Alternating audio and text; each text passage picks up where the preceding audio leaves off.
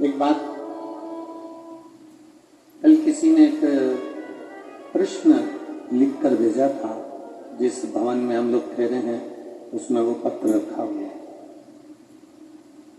किसी ने पत्र में लिखकर भेजा कि गुरुजी, किसी ने कहा कि शिव पुराण में जाओ तो चप्पल जूता पहनकर मत जाओ। आपका क्या कहना है? उस पत्र का जवाब मूल हम यही कहेंगे कि कथा में जाओ, जूता पहन कर जाओ, मना नहीं है, पर कथा में जाओ तो अहंकार पहनकर मत जाओ। बस ये शिव पुराण की कथा है।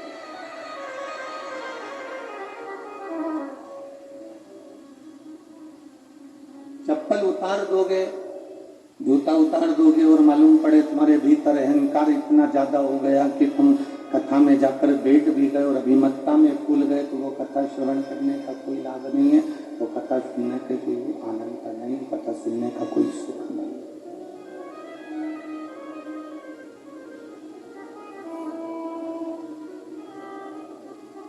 भगवान के पास जब हम जाएं, भगवान की शरणागति में जब हम जाएं, पाँव में जूता है नहीं है, पाँव में चप्पल है नहीं है, उससे कोई फर्क नहीं पड़ता, पर मूल है कि तुम्हारे अंदर का अहंकार तुम बाहर छोड़कर आए कि नहीं आए। सबसे मूल अगर कुछ है तो वो तुम्हारे भीतर का अभिमान, तुम्हारे भीतर का अहंकार, तुम्हारे भीतर की अभिमत्ता।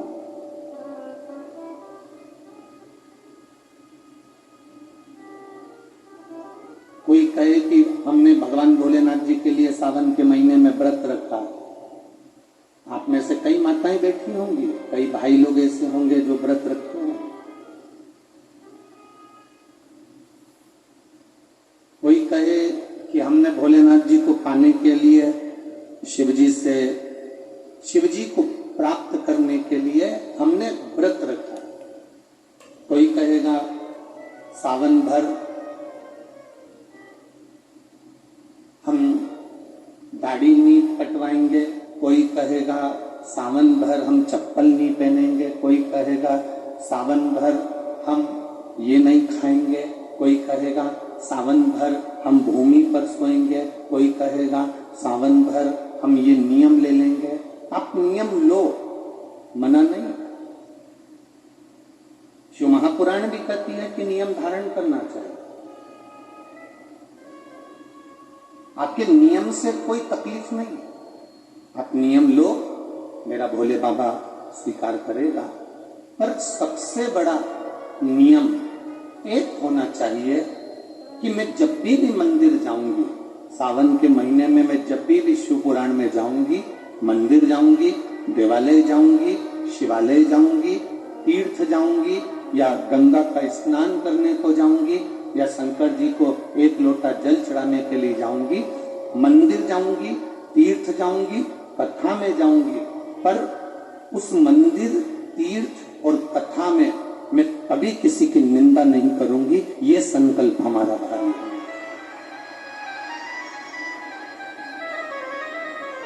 अब मालूम पड़े भीतर तो निंदा इतनी भरी हुई है, भीतर तो ईर्ष्या इतनी भरी हुई है कि वो ईर्ष्या हमारी झलक रही है।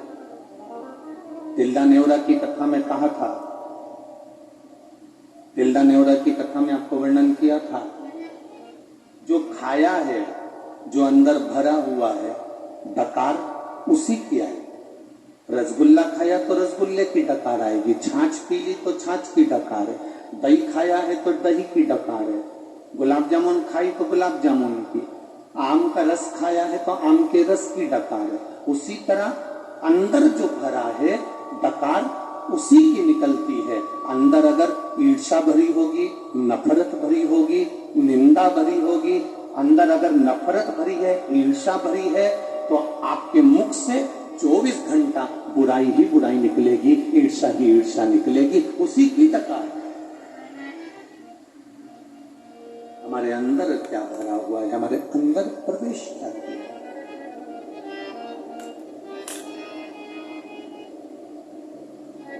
भूखे रहने का व्रत आप करते हो, मना नहीं।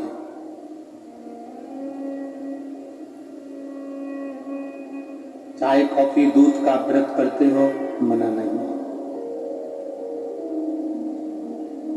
पर सबसे मूल अगर व्रत है तो वो व्रत है हमारे अहंकार का त्याग कर देना, और अहंकार के त्याग को करते हुए ये अपने अंदर उतार लेना कि हम किसी की निंदा इस श्रावण के महीने में, इस अधिक मास के महीने में हम नहीं करेंगे। ये जो व्रत है ये प्रबल व्रत है।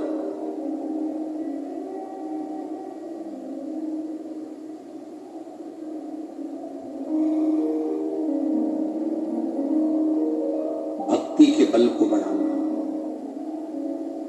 कथा में जाओ, जूते पहनकर जाओ, चाहे चप्पल पहनकर जाओ, मना नहीं, पर अहंकार को पहनकर मत जाओ, अभिमान को सिर पर रखकर मत जाओ। लंका का राजा रावण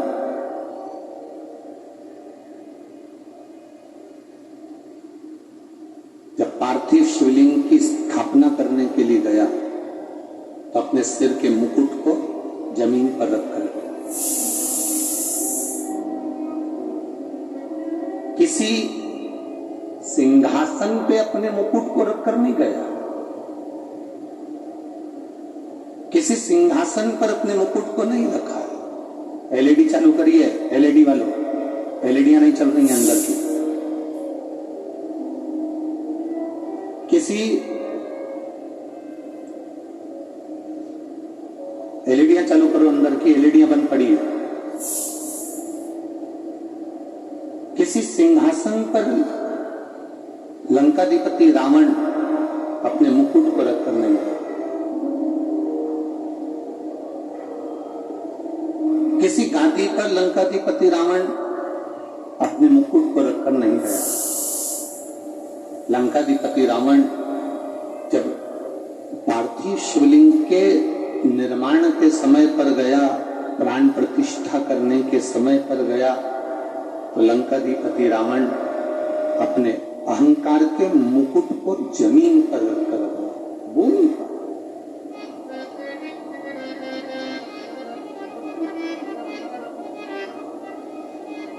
और जो ये भूमि पर रखा, अहंकार जितना नीचे होगा उतना आप उन्नति की सीढ़ी पर चढ़ते चले जाओ। अहम, अभिमान जितना नीचे होगा आप उतनी उन्नति की सीढ़ी पर चढ़ते चले जाओ। मैं धन्यवाद दूंगा डॉक्टर श्री नरोत्तम मिश्रा जी के परिवार को, इनके परिवार के बड़े भैया, बड़ी भाभी, परिवार वाले व्यासपीठ के पास में आते हैं, पूजन करते हैं, चले जाते हैं, पर अभी तक इनके अंदर हमने एक भी झलक ऐसी नहीं देखी कि इन अभिमत्ता से, अहंकार से कह दिया हो कि मेरा भाई गृह मंत्री है या मेरा भाई मंत्री पद पर बैठा है। अभी तक हम तो दतिया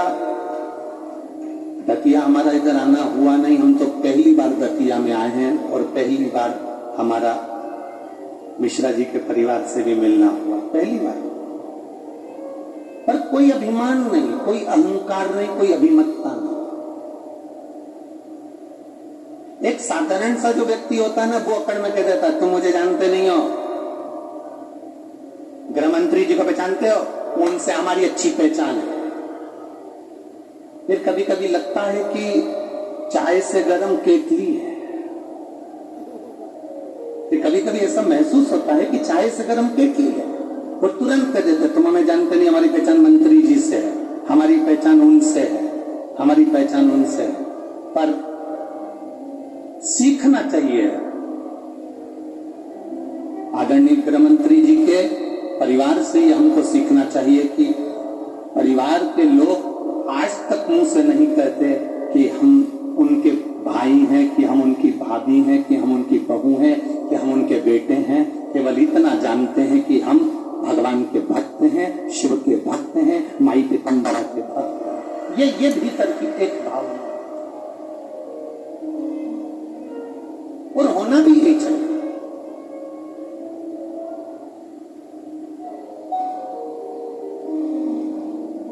भगवान की अविरल भक्ति को पाने के लिए कोई अभिमान की जरूरत नहीं पड़ती। लंकाधिपति रावण ने अपने सिर के मुकुट को जमीन पर इसीलिए रखा कि अभिमत्ता किसी को ना दिखे।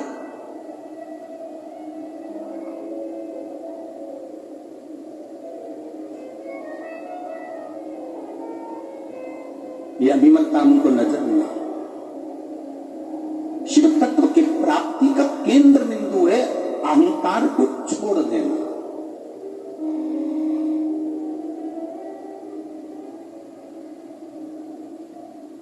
और जब तक हमारा अहंकार हमारे पास से नहीं जाता तब तक हमें भक्ति का आनंद ही नहीं आता।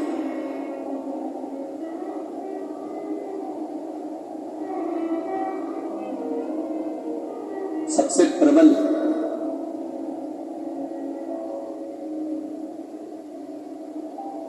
सबसे मूल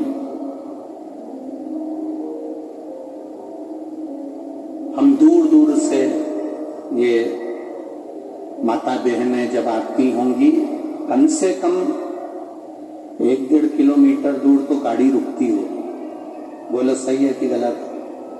क्यों जी जी हाँ सही है।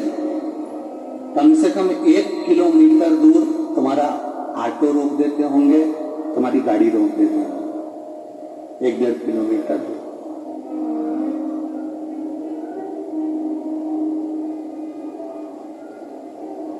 अब कई लोगों के मन में आता है कि हमारी गाड़ी रोक दी और हम पैदल कथा स्थल तक जा रहे हैं, पैदल भगवान की कथा तक जा रहा है। एक अपने अंदर एक बात को उतार कर रख लो, एक बात अपने भीतर उतार कर रखो। जो पैदल चलकर मंदिर तक जाता है, जो पैदल चलकर शिव महापुराण तक जाता है, जो पैदल चलकर कावड़ का जल महादेव को चढ़ाता है, जो पैदल चलकर किसी तीर्थ के मंदिर का दर्शन करता है, वो मरते दम तक किसी के कंधे का बोझ नहीं बनता, दुनिया का बोझ उठा लेता। वो अंतिम सांस तक भी किसी का बोझा नहीं बनता, अंतिम सांस तक भी किसी का बोझ नहीं। अंतिम क्षण तक। आप में से कई माताएं ऐसी हैं जो रोज भगवान से कहती है, भगवान चलते फिरते उठा लेना पर किसी के ऊपर बोझा मत बनाना।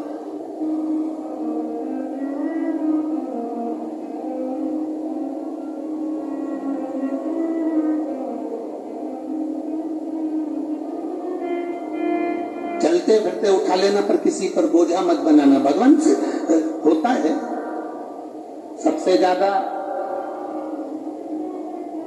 टांग किसकी टूटती है, सबसे ज्यादा हाथ किसका टूटता है, सबसे ज्यादा एक्सीडेंट किसका होता है, सबसे ज्यादा पांव किसका टूटता है, हाथ किसका टूटता है।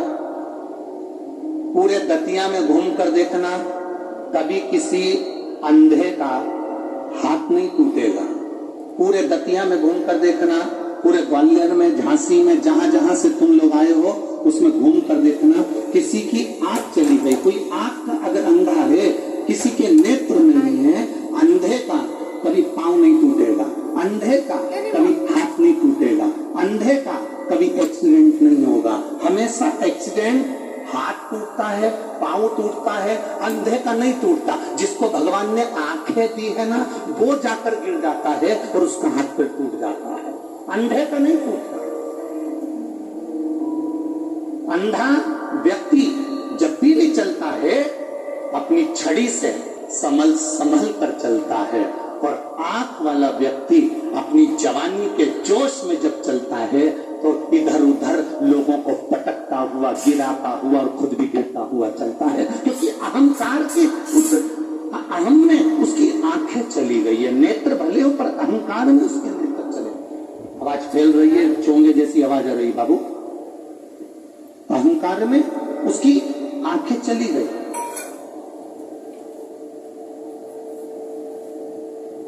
अहंकार में उसका, अहम में उसके नेत्र गए।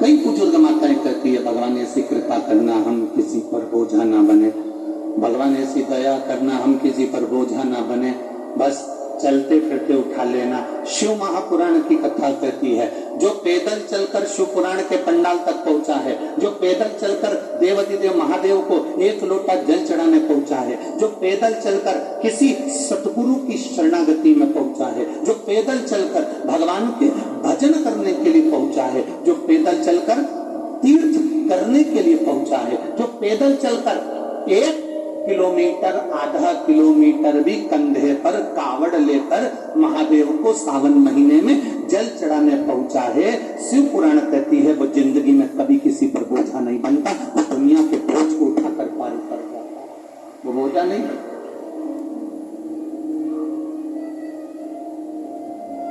वो जिंदगी में कभी किसी का बोझा नहीं बनेगा, वो जीवन में कभी किसी का बोझ नहीं बन सकता।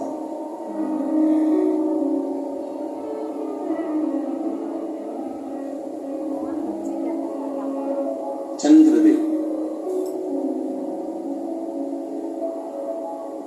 कितने सुंदर थे, चंद्रदेव कितने सुंदर, कितनी सुंदरता उनके अंदर भरी थी, कितनी सुंदरता उनका अंतर्गत थी। चंद्रदेव बहुत सुंदर थे, चंद्रदेव बहुत सुंदर।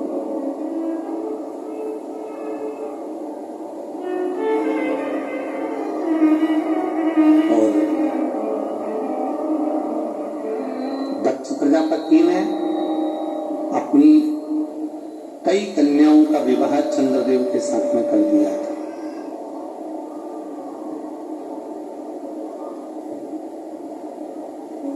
दक्ष प्रजापति ने कई कन्याओं का विवाह चंद्रदेव के साथ कर दिया। बहुत सारी बेटियां भी आ गई, पर चंद्रदेव को एक अभिमान उसकी सुंदरता,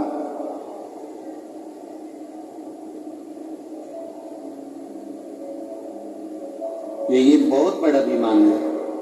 महाराज क्या मान करे रे काया,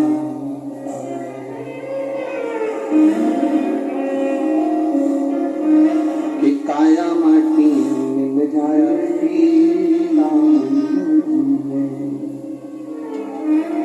राम भजले प्रभु का नाम भजले, ये काया माटी मिल जाए। एक अभिमान चंद्रदेव को था, वो था काया का अभिमान, काया का सुंदर थे, अति सुंदर थे, रमणीय थे, उनमें सुंदरता बहुत सुंदर।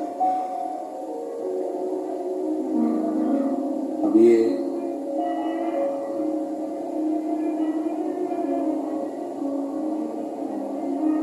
काया का अहम चंद्र को बढ़ गया। अपनी सारी रानियों को छोड़कर चंद्रदेव केवल रोहिणी से प्रेम करने लगे। अब चंद्रदेव की कथा से इतना सीख लीजिए, कई बहुएं होती हैं जिनको अपने पति से मतलब है, अपने बच्चों से मतलब है, ना सास से मतलब है, ना ससुर से मतलब है, ना देवरानी से मतलब है, ना जेठानी से मतलब है, ना किसी रिश्तेदार से मतलब। उसको केवल मतलब है तो अपने पति से, अपने बच्चों से मतलब।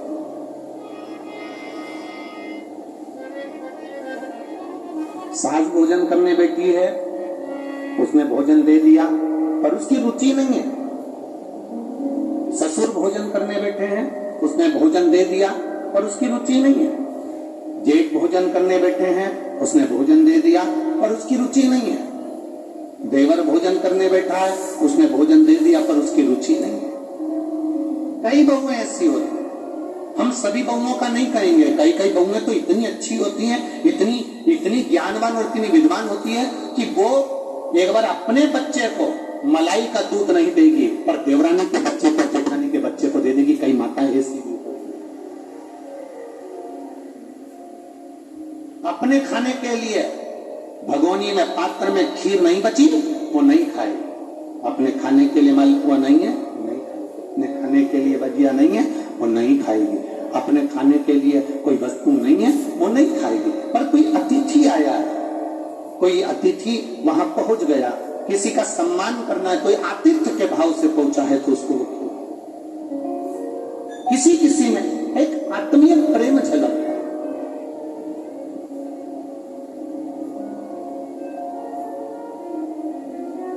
लक्ष्मी जी, सरस्वती जी और माता पार्वती जी,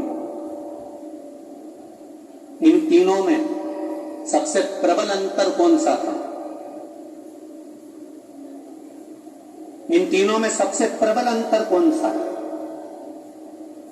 कोई तुमसे पूछे कि लक्ष्मी जी, पार्वती जी और सरस्वती जी, इन तीनों में प्रबल अंतर कौन सा है? तो देवी भागवत कहती है कि लक्ष्मी जी के पास जो जाता था, लक्ष्मी जी उसको धन दे देती थी, वैभव दे देती थी। सोना, हीरा, चांदी, पीतांबर, आभूषण, रतन, माणिक, मोते, जो धन दौलत होता था लक्ष्मी जी उसको वो दे देती। जो माता सरस्वती के पास जाते थे, सरस्वती मैया उनको ज्ञान दे देती थी, उनको विद्या प्रदान कर देती।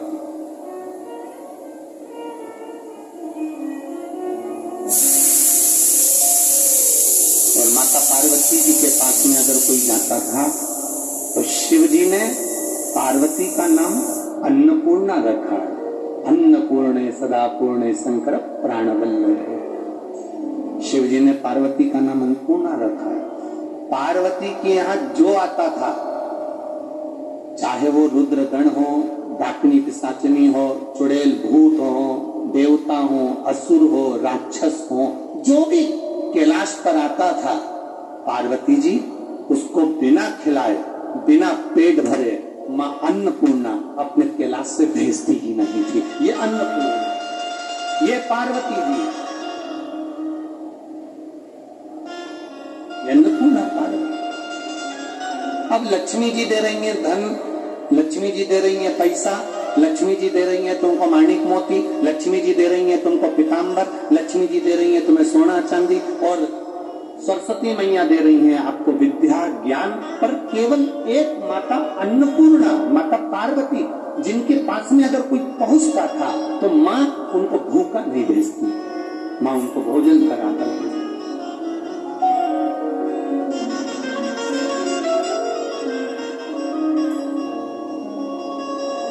अब कितनी विचित्र बात है, जरा देखिए। तुम्हारी गाड़ी, जिस 4 व्हीलर गाड़ी से तुम जा रहे हो, वो गाड़ी की हवा निकल जाए, दूसरा टायर भी नहीं है, और तुम गाड़ी को रोककर किसी व्यक्ति से पूछो, भैया हमारी गाड़ी में हवा नहीं है, हवा कहीं मिलेगी क्या यहाँ पर? और कोई व्यक्ति तुमको ज्ञान दे, हवा तो चारों तरफ है, ये पूरे ब्रह्मांड में हवा ही तो है, और है ही क्या?